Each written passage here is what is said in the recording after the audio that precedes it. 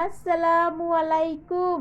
আজকে আমি ছোট চিংড়ি মাছ দিয়ে লাউ রান্না করব। এখানে আমি প্রথমে পেঁয়াজ, মরিচ, তেল দিয়ে দিলাম। এখন আমি পেঁয়াজ, তেল, মরিচ হালকা ভেজে নিব। হালকা ভাজা হয়ে এলে তারপর আমি এখানে মশলা দিয়ে দিব।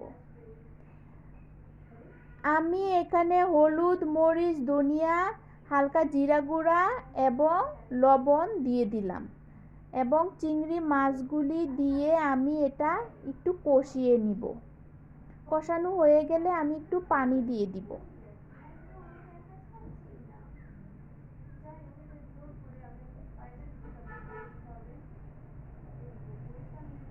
তারপর এখানে আমি লাউটা দিয়ে দিব, একদম কচি লাউ। তারপর চিংড়ি মাছের সাথে লাউটা আমি ভালো করে মিশিয়ে নিব।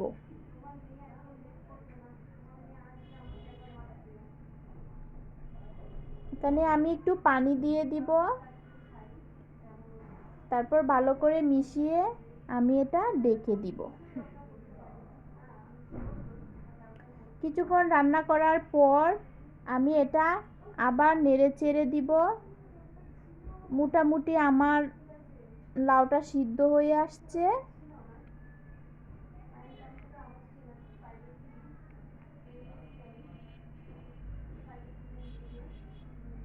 সিদ্ধ হয়ে গেছে। এবার আমি এখানে কিছুটা ধনিয়া পাতা দিয়ে দিব।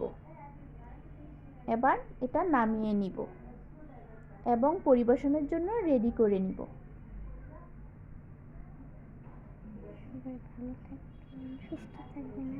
সবাই ভালো থাকবেন, সুস্থ থাকবেন। আল্লাহ হাফেজ।